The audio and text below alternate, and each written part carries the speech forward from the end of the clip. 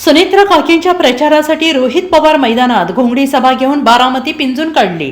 बारामतीच्या पोटनिवडणुकीसाठी राष्ट्रवादी काँग्रेसच्या नेत्या उपमुख्यमंत्री सुनेत्रा पवार निवडणुकीच्या आखाड्यात आहेत। आजपासून राष्ट्रवादी काँग्रेस शरद पवार गटाचे नेते आमदार रोहित पवार यांनी सुनेत्रा पवारांच्या प्रचारार्थ घोंगडी बैठका घ्यायला सुरुवात केली आहे।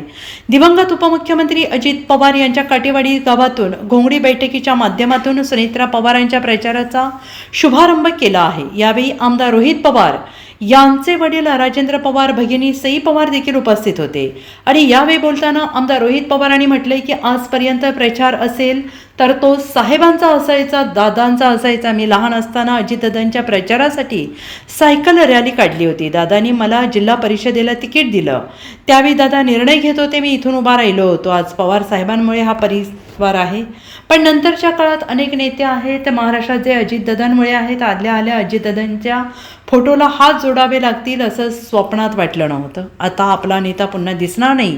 मी दुसऱ्या पक्षात असलो तरी दादांचा फॅन होतो, ते माझे काका होते असं रोहित पवार यांनी म्हटलेलं आहे।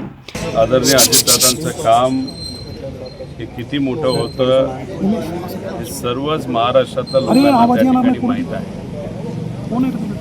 पण ज्या भूमीने आणि ज्या लोकांनी त्यांना पाठबळ दिलं, मताधिक्य दिलं, त्या बारामतीकरांना तर दादांचा स्वभाव, त्यांचं कार्य, त्यांचं काम, त्यांचा संपर्क, काय पद्धतीने ते बारामतीकरांवर दादा प्रेम करायचे, या सगळ्या गोष्टी त्या ठिकाणी माहीत आहे। दुर्दैव असं की पोटनिवडणूक ही जी बारामतीमध्ये त्या ठिकाणी होत आहे ते दादा गेल्यानंतर ही खरं तर इथं होत आहे।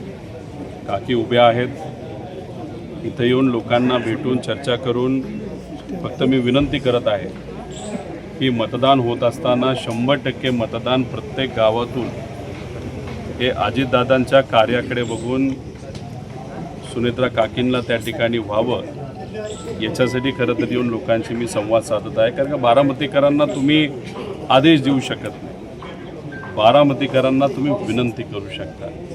कारण इथे असणारे लोक हे फार हुशार आहेत आणि पवार परिवारावर इथं असणाऱ्या लोकांचं प्रेम आहे।